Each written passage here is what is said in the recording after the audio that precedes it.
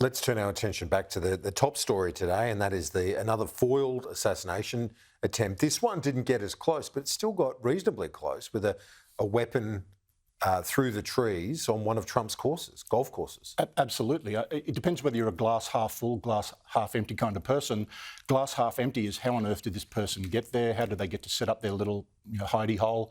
If you're a glass half full, the tactical preparations by the Secret Service on the ground on the day worked. The advance party identified the individual, took a shot, they ran away. There was no shot taken at the president. But the questioning will all be about how did it get to that point? How did he get that close? How did he get on the golf course in the first place?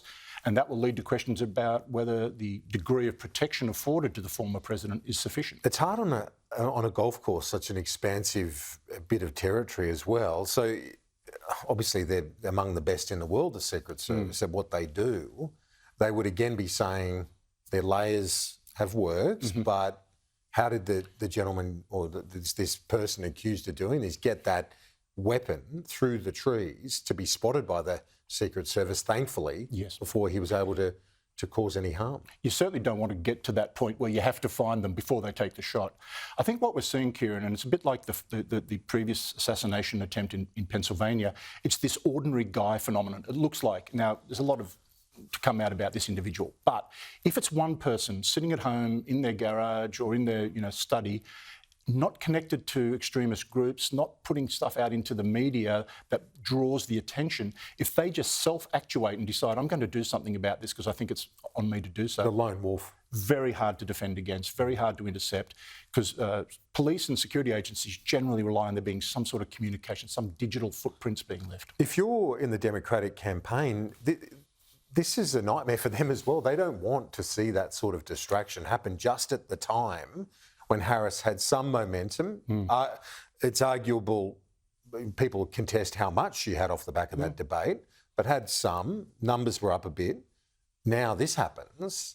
That's not what the Democratic campaign would want. No, and look, on a human level, I'm sure they don't want it. No matter what their political differences, I'm sure they don't want this. Because one of the things that I'm sure the Secret Service and others will be looking at now is someone thinking they might want to retaliate against a Democratic candidate? Is there something like that happening there?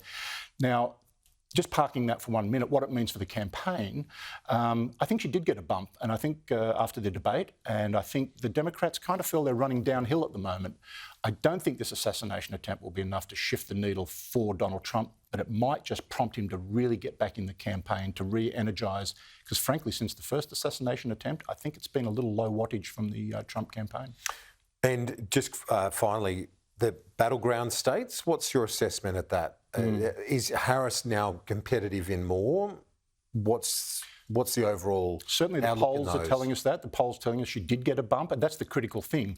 There's no point Kamala Harris piling on votes in California or New York. No. They get the same electoral college votes no matter what. It does appear on the polls that she did get a bit of a bump, and in those states are themselves split, and often they're inside the margin of error. So it's very hard to know. Whichever way they're calling it, is that actually what's going to happen? There's still time for this to shift.